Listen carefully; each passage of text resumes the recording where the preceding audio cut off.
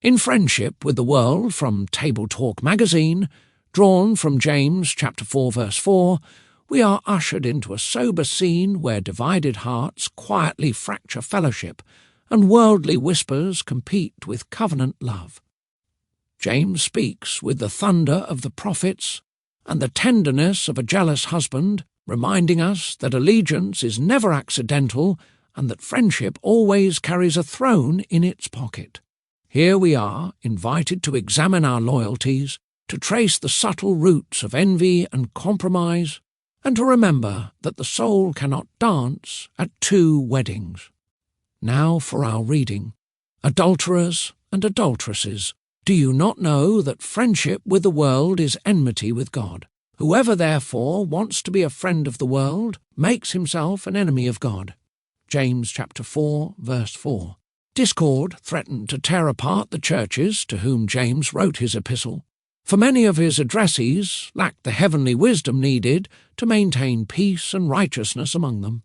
The readers had not asked the Lord for such wisdom, or had asked with wrong motives, and the result was men and women controlled by their passions, instead of submitting their desires to God in holiness. Today's verse gives us further indication of just how bad the problem actually was.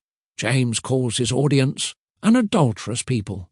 Literally, the Greek labels the people adulteresses, which might seem like an odd way to refer to a group of men and women until we consider Old Testament theology.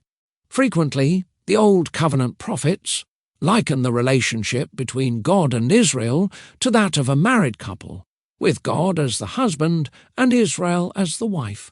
God and his people were to live in an intimate relationship and to be completely faithful to one another. While the Lord is always faithful to his people, the Old Covenant community as a whole often failed to reciprocate. Instead, they chased after other gods, leading the prophets to compare Israel to an adulteress. Hosea, in particular, makes much of this metaphor. In any case, James's point is that his audience was continuing the long tradition of God's covenant peoples being unfaithful to him. James's audience evidenced spiritual adultery in their partiality, misuse of the tongue, and pursuit of envy and other passions. Such things we see in James chapter 4 verse 4 are marks of friendship with the world, which is enmity with God. Friendship in the ancient world was often regarded more seriously than it is today, involving deep loyalty and shared allegiance.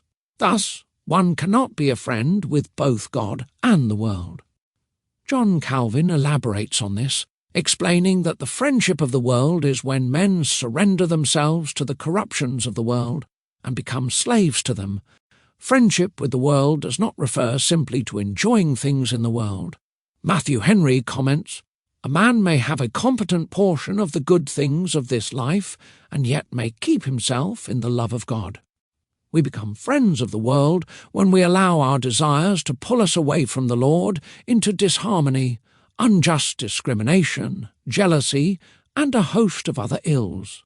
Matthew Henry writes that he who sets his heart upon the world, who places his happiness in it, and will conform himself to it, and do anything rather than lose its friendship, he is an enemy to God.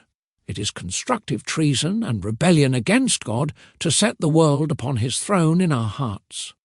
Let us regularly ask ourselves whether we have become friends of the world, and may we pursue friendship with the Lord with all that we are. This concludes our reading. Thank you for listening.